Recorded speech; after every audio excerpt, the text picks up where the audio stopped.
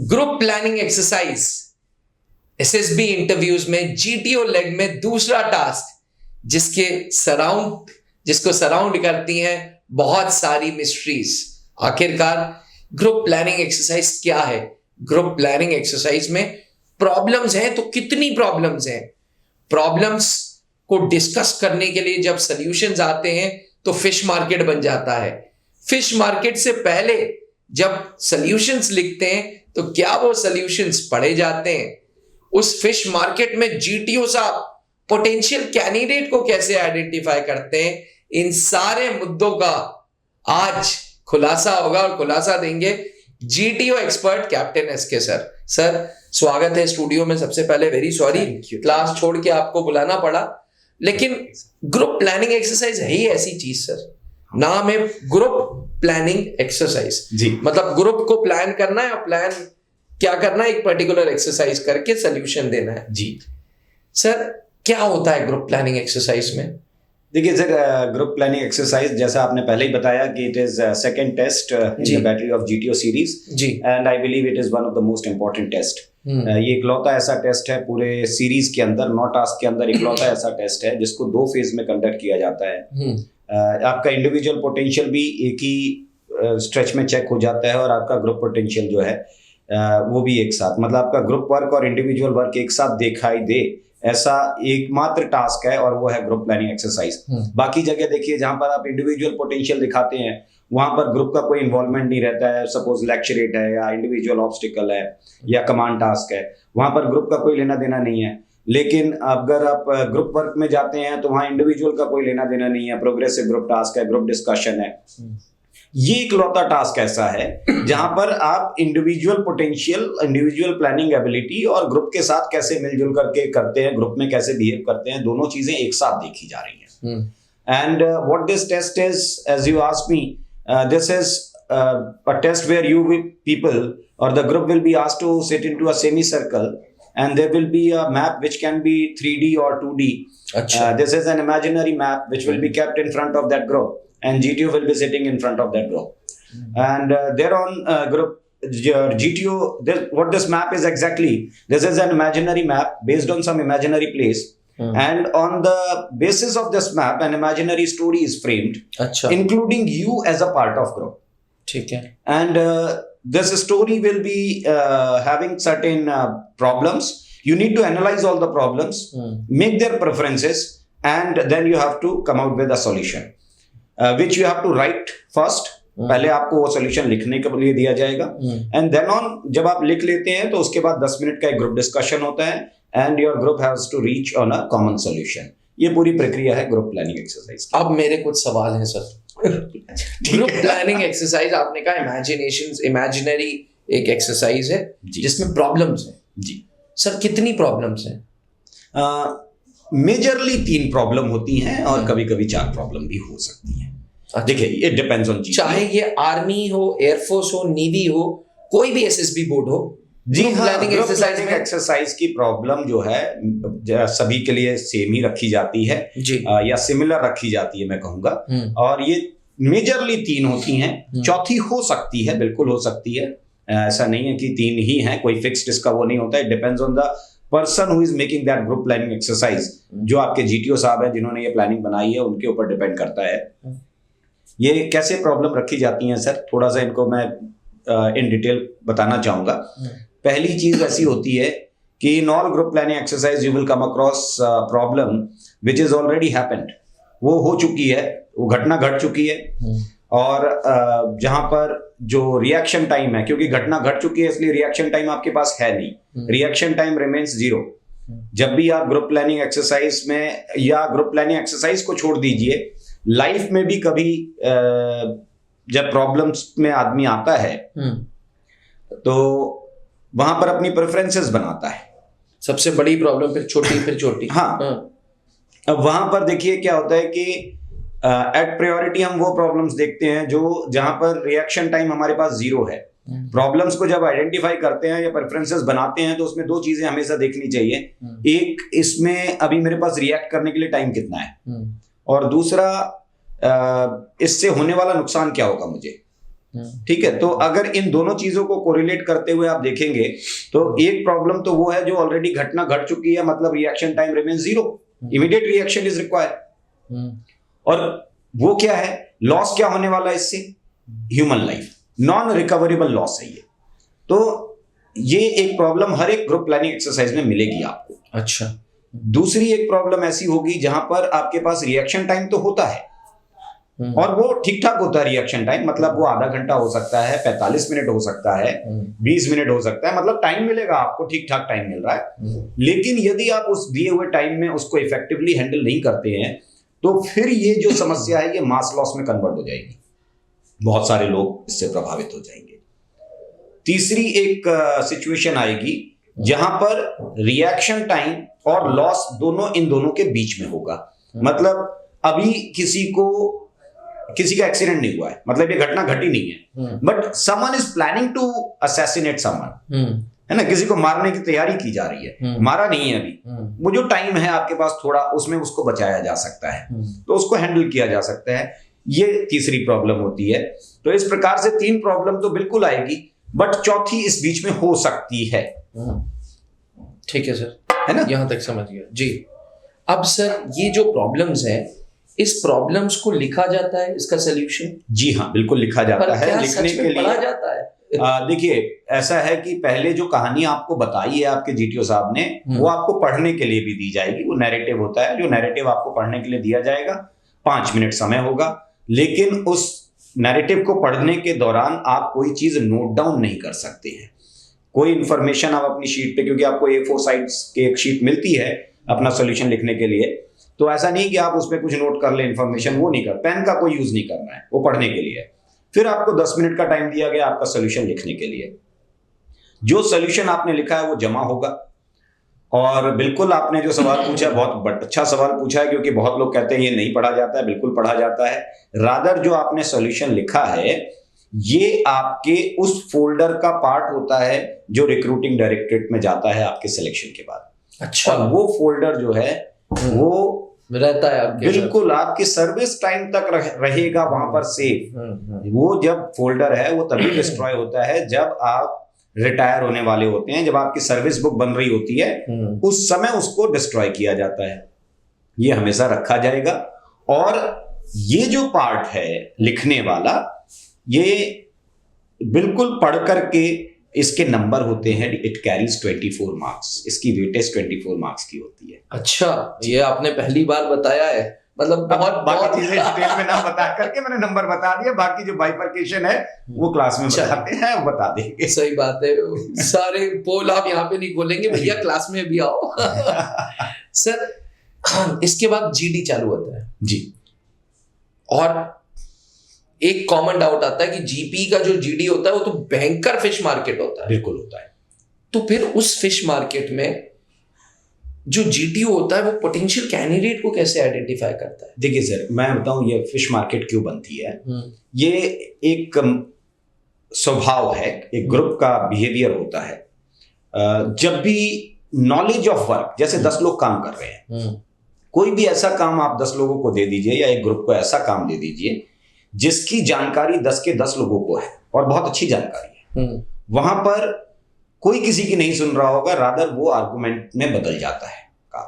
काम पीछे छूट गया, आर्गुमेंट ज्यादा होती है। और ऐसा सिर्फ ग्रुप प्लानिंग एक्सरसाइज में नहीं हो रहा है। अगर आप गौर से देखें तो जो बेसिक स्क्रीनिंग टेस्ट होता है उसके भी ग्रुप डिस्कशन में बहुत फिश मार्केट बनती है। क्यों बन रही है? क्योंकि सबको पता है कि यही कहानी मैंने लिखी है, इसी कहानी को नरेट करना है, इसी कहानी के ऊपर डिस्कशन होना है, पहले से काम पता है।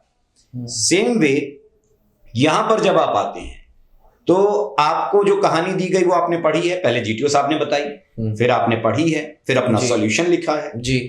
10 के 10 लोग अपने अपने सॉल्यूशन को लेकर के तैयार हैं।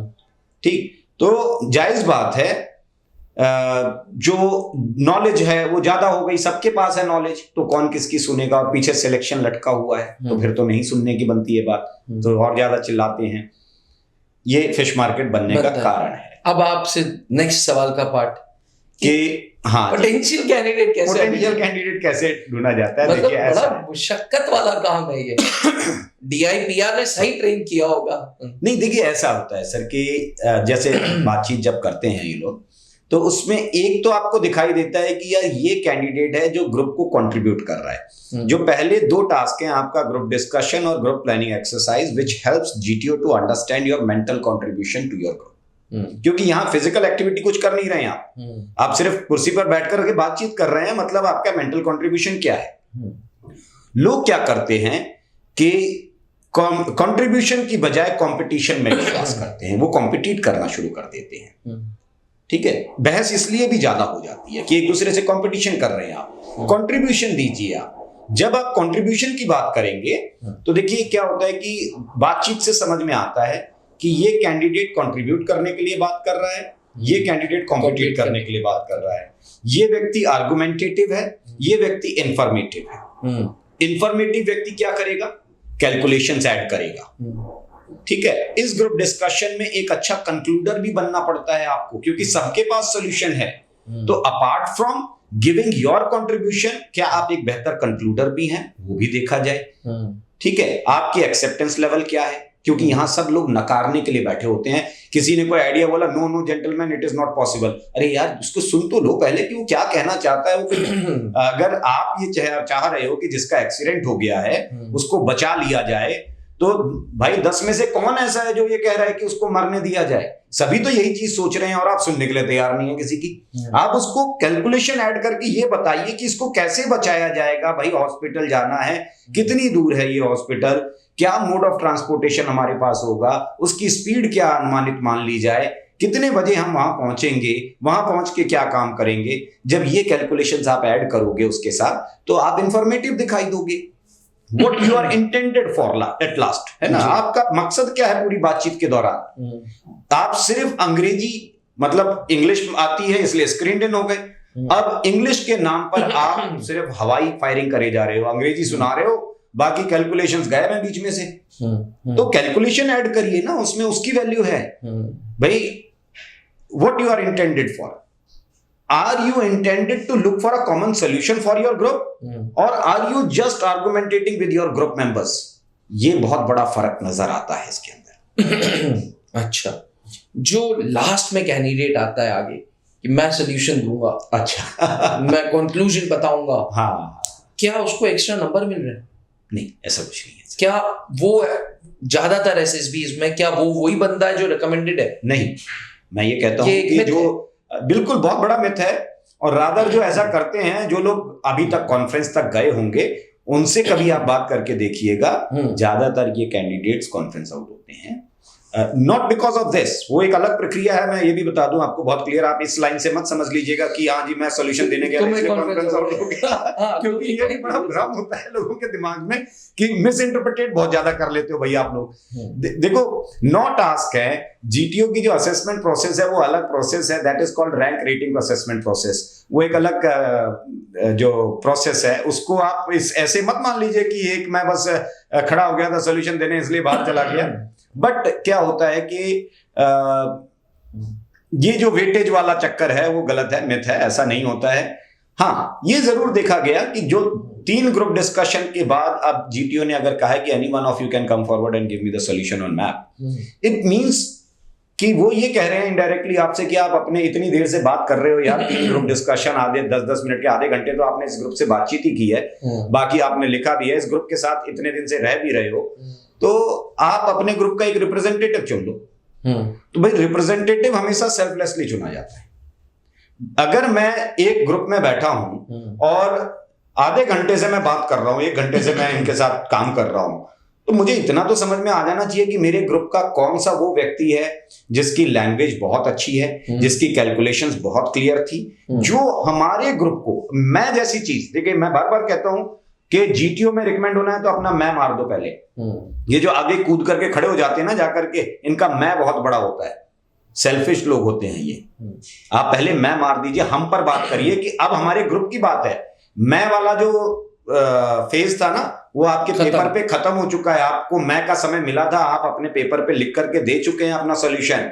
उसके बाद अब आप आइए हम वाले फील्ड पर कि भाई ग्रुप कैसे पहुंचेगा कॉमन सोल्यूशन पर, और अब हम सब पहुंच गए हैं, तो फिर हम में से कौन ऐसा होगा जो इस पूरे ग्रुप को सबसे बेहतर ढंग से रिप्रेजेंट करेगा आगे जाकर के, है ना? कौन बहुत क्लैरिटी के साथ, क्योंकि अब ये हमारे ग्रुप की बात है ना, हमारी बात नहीं रहती, it is all about representation.